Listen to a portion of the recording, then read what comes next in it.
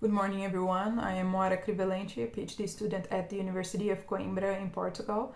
My solidarity with those from Palestine or who have friends and family there. I hope we see the end of this catastrophe soon. Also, my appreciation to the organizers and the panel chair for enabling my participation in this format. I hope to be there with you next time. So this presentation is part of a research and also a draft that I intend to publish soon.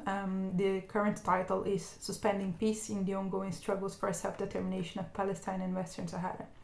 Apologies for reading, it's to save time. So similarities between these cases include the fact that both are protracted situations of foreign domination in which international intervention and paradoxically also an apparent negligence have prolonged and sustained innocuous diplomatic processes while those regimes become entrenched. This article discusses why that combination has worked to suspend possibilities of peace. The article is the result of an empirical research into the mobilization of Sahrawis and Palestinians for self-determination and the end of military occupation and colonization by Morocco and Israel. The research adopts historical materialism to explore the systemic nature of the contradictions faced by the Sahrawis and Palestinians in the wider international dynamics and builds on Marxist inquiries in critical international relations and critical legal studies about these dynamics.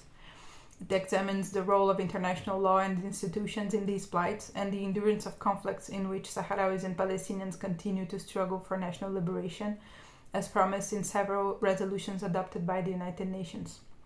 These actors' conditions are assessed through the many works that have discussed these protector struggles and through interviews, document analysis, and participant observation of the Sahrawis and Palestinians' engagement, particularly as civil society actors in the UN Human Rights Council and the refugee camps in Algeria and Lebanon.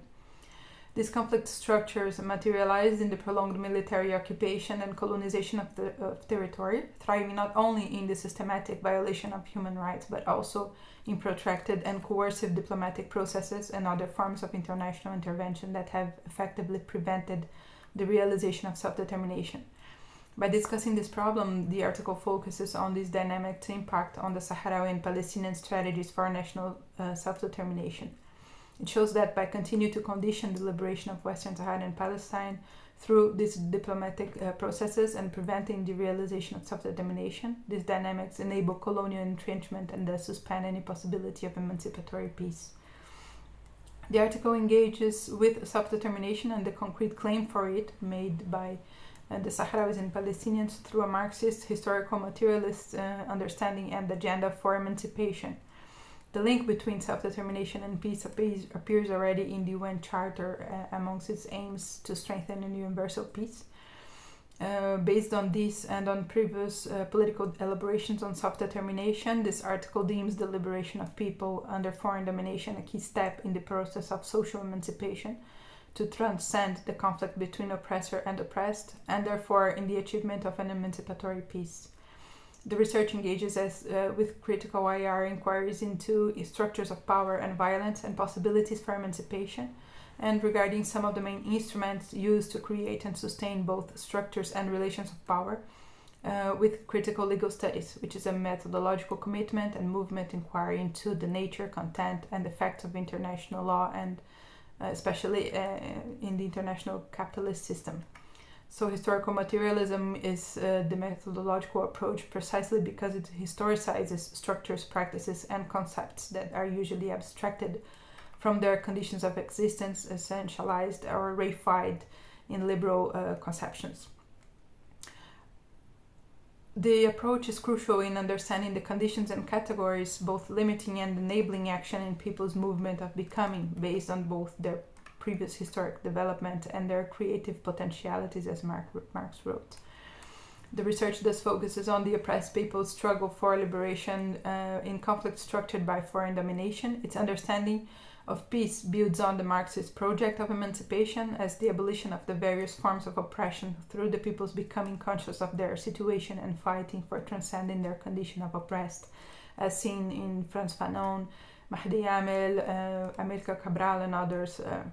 Other anti-colonial revolutionaries. Self-determination is not taken as an absolute value or given either as a principle nor as a right, especially not in its liberal conception. Its revolutionary origins and its gradual inclusion amidst international norms are discussed and critiqued elsewhere. Yet in the context of anti-colonial struggles, national self-determination achieved a new impetus when the General Assembly adopted the Declaration on the Granting of Independence to Colonial Countries and Peoples in 1960.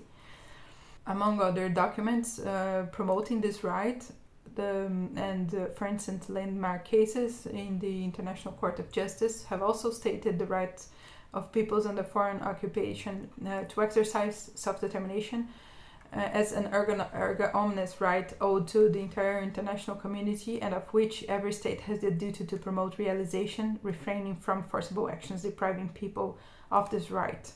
It is thus by emphasizing this obligation that Sahrawis and Palestinians have demanded other states and collectively the UN's accountability for their situation and engagement for its termination. So Western Sahara was put under Spain's control in the 19th century, then finally included in the UN list of non-self-governing territories to undergo a process of decolonization in 1963. The UN called on the Spanish government, then the administrator, to apply its resolutions and arrange a referendum to be realized under UN auspices. But after neglecting to apply the measures proposed by the UN and facing the Sahrawi resistance organized in the Polisario Front, Spain left in 1976 and transferred Western Sahara to Morocco and Mauritania, whereas the Polisario proclaimed the Sahrawi Arab Democratic Republic and began striving for its international recognition. The War of National Liberation ensued against Morocco, which was promoting settlement of the territory, and Mauritania eventually retreated. Thousands of Sahrawis remained under military occupation, and another portion sought refuge in the Algerian Tindouf camps or abroad in almost 5 decades of exile, while also striving to build state institutions.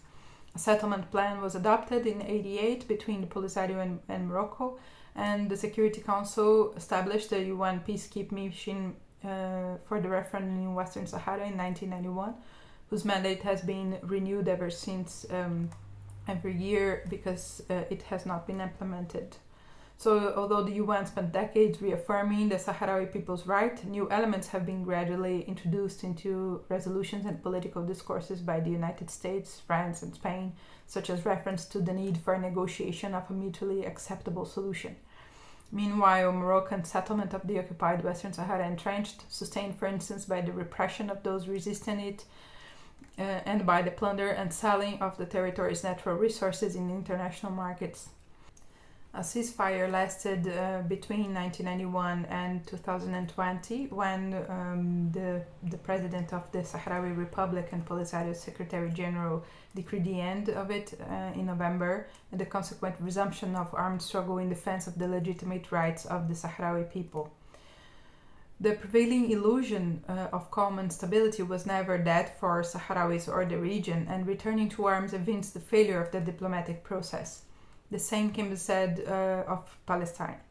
The repetition of Israel's military offensives against the besieged Gaza Strip, the annexation of Palestinian territory, and the institutionalization of Israel's oppression and discrimination of the Palestinian population have propelled the regime's classification as one of apartheid. For those scrutinizing Israel's policies and regulations for settlement expansion while controlling the people through exclusion, expulsion, and fragmentation, these practices and policies have nullified the solution pursued by the UN since 1947, the establishment of the State of Palestine beside Israel. As you may know, in the late 80s, conditions were created that led both Israel and the PLO, the Palestine Liberation Organization, to start backstage diplomatic talks mediated by the United States, which had already stated that Israel's concerns were its priorities. Even though the PLO had declared the State of Palestine in 1988, the resulting Oslo Accords were promised on the PLO's recognition of the State of Israel, but Israel was never required to match this move.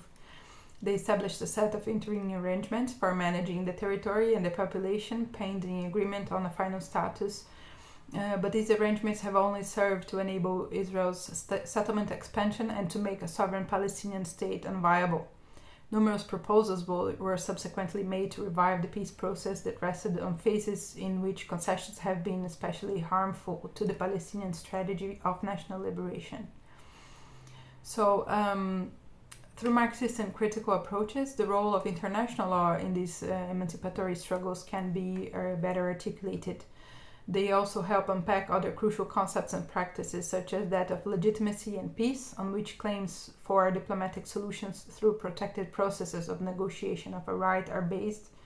Given the impact of such a powerful discursive practice promoting a certain political agenda, among which is the very protection of both conflicts and all the associated damage that it does to societies, these concepts and policies are also constantly challenged and or their content contested by Sahrawis and Palestinians. In coercive approaches to diplomatic processes, power asymmetry seems to be taken as a sheer fact to serve as an expedient leverage in negotiations. In the cases analyzed, this leverage rests on the occupying powers' alliances with world powers such as the United States, France, Spain, and also the European Union in political, economic, diplomatic, and military terms. By contrast, Sahrawis and Palestinians have engaged in what the research examines and conceptualizes as an emancipatory diplomacy. This is a strategy that combines formal diplomatic talks and relations at state, international, institutional, and civil society levels with the aim of building up international solidarity and recognition that can both tip the scale of an unfavorable correlation of forces and propel those actors toward their goal. This perspective is preferred to that of rebel diplomacy found in other works because it emphasizes these actors' status as national liberation movements or even proto-states seeking liberation and recognition instead of non-state actors. It also highlights the anti-colonial character of their strategy, distinguishing theirs from other types of conflicts such as civil wars. Hence, as the representatives of the states in the making and our national liberation movements and civil society, Sahrawis and Palestinians engage in emancipatory diplomacy as a strategy of national liberation, aiming to build up recognition and solidarity, at the same time seeking the protection of the population under occupation or support for those in the refugee camps to improve living conditions, secure the right to return to their lands and towns, and so forth.